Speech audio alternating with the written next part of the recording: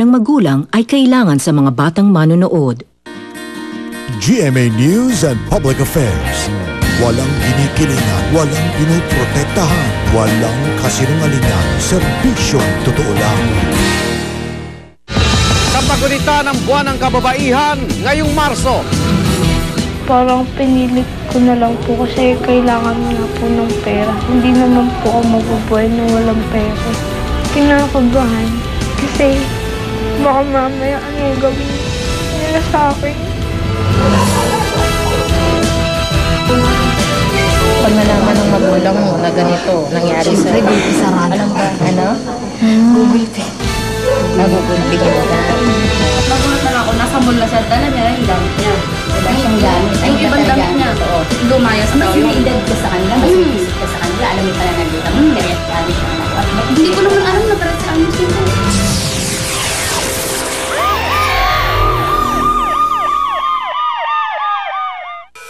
Sa isang liblib na lugar sa Nagcarral, Laguna, isang KTV bar ang inireport sa rescue. Ang ilan sa kanilang mga entertainer, menor de edad. Tunghayan ang kwento ng isang 13 anyos na dalagita na nakatakas mula roon at ano ang nagtulak sa kanya para sagipin ang mga dati niyang kasamahan.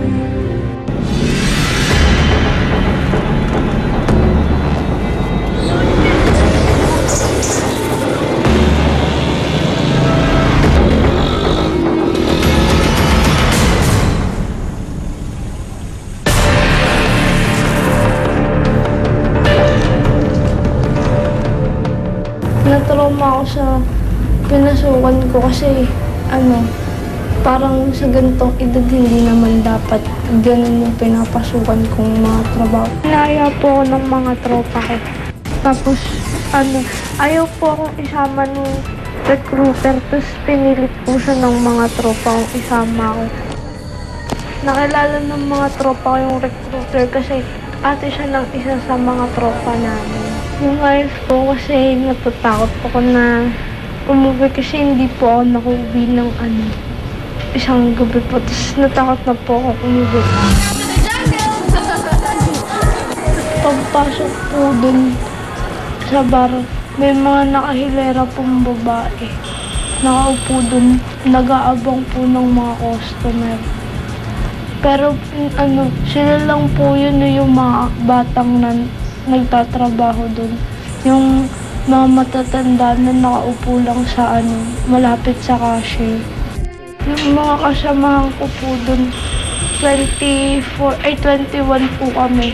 Hindi ko po alam kung ilang taon na, pero alam ko may mas bata pa po sa akin doon. Wala pong mga sumasayaw doon. Lang po, mga kumakanta lang. 8 po na umaga, open menu.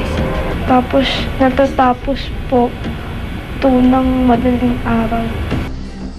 Malawak po siya, tapos may mga lamesa at upuan, tapos may VIP room na 4 na kwartong maliliit. Tapos may parang tindahan kung saan umu-order. Magkano doon? Yung VIP room po, 650 po yun bago kayo pumasok. Tapos bibigyan ka po ng 2 ladies drink. Tapos automatic yun, 4 na yung bilang. Doble po sa isang bote. Ito table muna. Magtatanungan po muna sila kung papayag yung babae na ipasok sa VIP room. Papalabas po sila. Yung ilalabas po, tapos gagalawin po sila dun sa labas. Bala sila kung ano gusto nilang gawin. Stay in po ako dun. Dun po sa may kwarto. May mga bahay-bahay po dun. Table lang. Tapos umiinom po. Gabi-gabi ganun yung ginagawa ko. Paano ka sumasahin? May binibigay ko sa inyo. Yung mga tip po, tapos pag yung sa alak po, 50 pesos sa isang bote pag naubos mo. Umiinom po ko, tapos inaakbayan, inahawakan sa legs. Po, tapos hinoldingans po ako. Ano yung nararamdaman mo? Kinakabahan. Kasi baka mamaya anong gawin nila sa akin. Parang pinilit ko na lang po kasi kailangan na po ng pera. Hindi naman po ako mabubuhay nung walang pera. Kaya pinilit ko po kahit ayoko.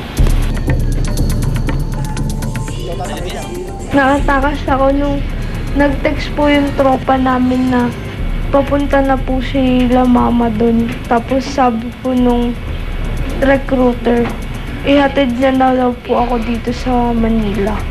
Bilang isang magulang, gusto ko rin na kahit paano yung iba pa mga natirang kabataan doon na masave. Kasi bilang magulang, may mga magulang din yung mga bata na yun na nag-aalala na makita man lang nila yung mga anak nila na mabawi nila hanggat pwede pang maituwid yung landas.